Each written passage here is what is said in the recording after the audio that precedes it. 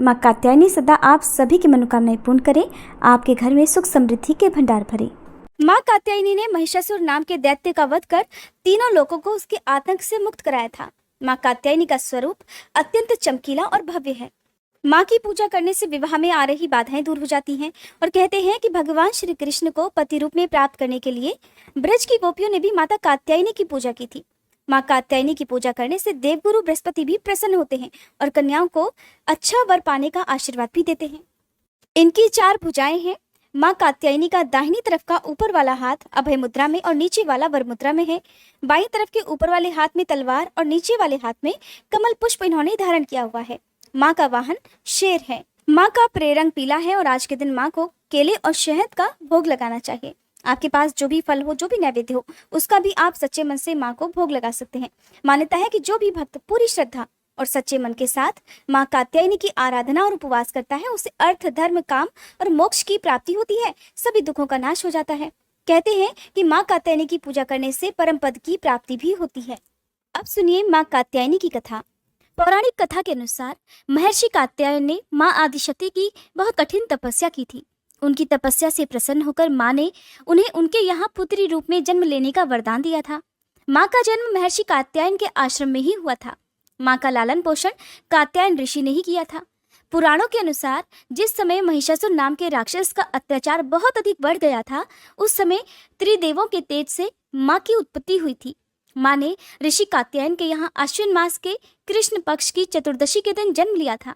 इसके बाद ऋषि कात्यायन ने उनका 3 दिनों तक पूजन किया था। माँ ने दशमी तिथि के दिन महिषासुर का अंत किया और इसके बाद शुंभ और निशुंभ ने भी स्वर्गलोक पर आक्रमण करके देवराज इंद्र का सिंहासन छीन लिया था और नवग्रहों को बंधक बना लिया था। अग्नि और वायु का बल भी पूरी तरह उनसे छीन लिया था। उन दोनों ने देवताओं का अपमान करके उन्हें स्वर्ग से भी निकाल दिया था। इसके बाद सभी देवताओं ने माँ की स्तुति की और इसके बाद माँ ने शुंभ और निशुंभ का भी वध करके देवताओं को इस संकट से मुक्ति दिलाई थी, क्योंकि माँ ने देवताओं को यह वरदान दिया था कि वह संकट के समय उनकी रक्षा अवश्य ही करेंगी। माँ कात्यायनी को ब्रजमंडल की अधिष्ठात्री देवी भी कहा जाता है। कहते हैं कि देवी कात्यायनी की कृपा से सभी काम पूरे हो जाते हैं और इन्हें वैद्य नामक स्थान पर पूजा जाता है। ब्रज की बालाओं ने अपने प्राण प्रीतम श्री कृष्ण को पति रूप में प्राप्त करने के लिए माँ कात्यायनी की पूजा करके व्रत आरंभ किया। सारी गोपियां सुबह शय्या त्याग कर एक दूसरे का नाम लेकर पुकारती, फिर एकजुट होकर आपस में गलबहियां डालकर ऊंचे स्वर में श्री कृष्ण के गुणगान और लीला कीर्तन करती हुई यमुना तट की ओर चल देती। उनमें आपस में बिल्कुल भी ईर्ष्या द्वेष नहीं था।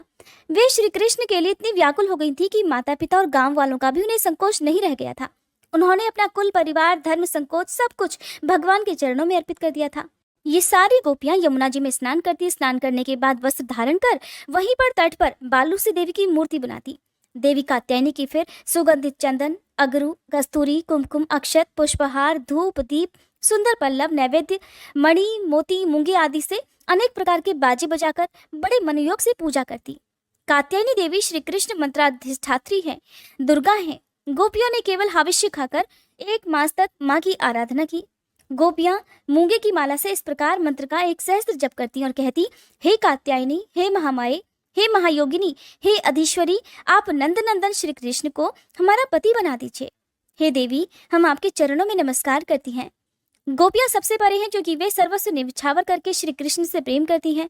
ब्रज बालाओं द्वारा की गई निष्ठापूर्वक व्रत और पूजन से महामाया कात्यायनी प्रसन्न हो गई। तब भगवान कृष्ण ने उन सभी गोपियों से कहा कि हे बालाओं, तुम सती साध्वी हो, तुम्हारा संकल्प, तुम्हारी कामना मुझे पता है, इसलिए अब तुम अपने अपने घरों को वापस लौट जाओ। तुम मेरी पूजा करना चाहती हो, मेरे साथ विहार करने के जिस उद्देश्य से तुम सभी ने ये व्रत रखा था और देवी कात्यायनी की पूजा की थी, तुम्हारा वह मनोरथ आगामी शरद ऋतु की नवरात्रि में फलीभूत होगा।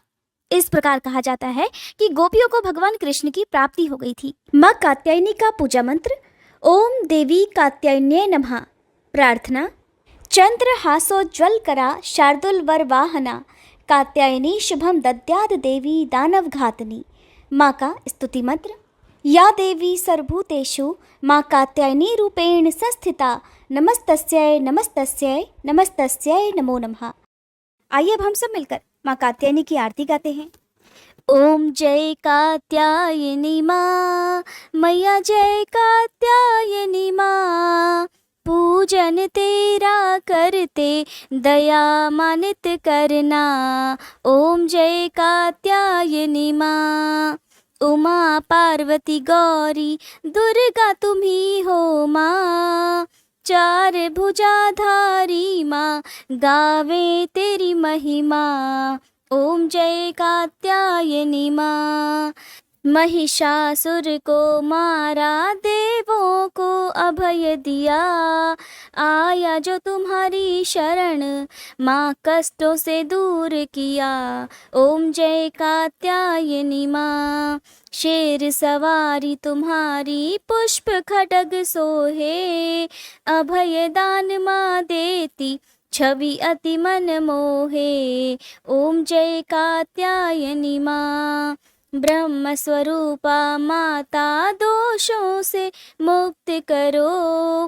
दुर्गुण हर लो माता भक्तों पर दया करो। ओम जय कात्यायनी माँ। छठवें नवरात्र में पूजे जन माता। गोधूलि बेला है पावन ध्यावे जो सुख पाता। ओम जय कात्यायनी माँ।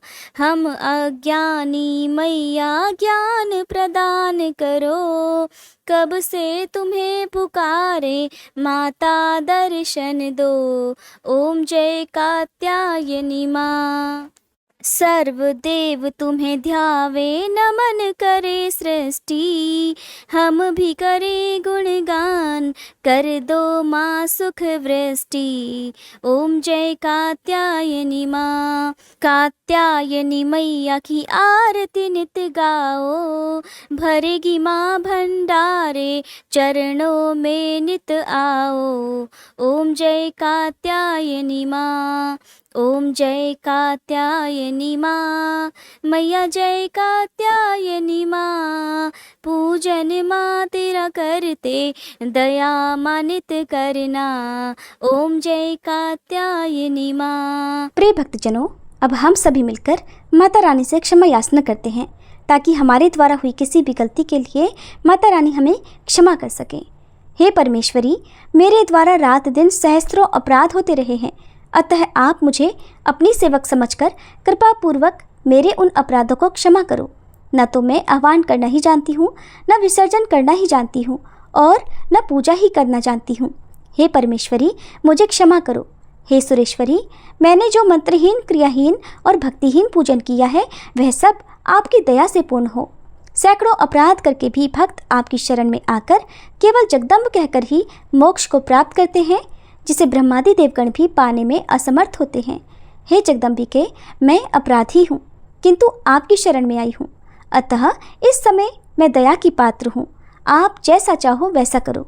अज्ञानवश या बुद्धि भ्रम होने के कारण भूल से मैंने जो कुछ भी कम या अधिक कर दिया हो, हे देवी, हे परमेश्वरी, सब अपराध क्षमा करो और प्रसन्न हो। हे जगन्माता, हे कामेश्वरी, सच्चिदानंद स्वरूपिणी परमेश्वरी, आप प्रेम पूर्वक मेरी यह पूजा स्वीकार करो और मुझ पर प्रसन्न हो। आप गुप्त से भी गुप्त वस्तु की रक्षा करने वाली हो। आप मेरे किए हुए इस जप को ग्रहण करके मेरे सभी अपराधों को क्षमा करो।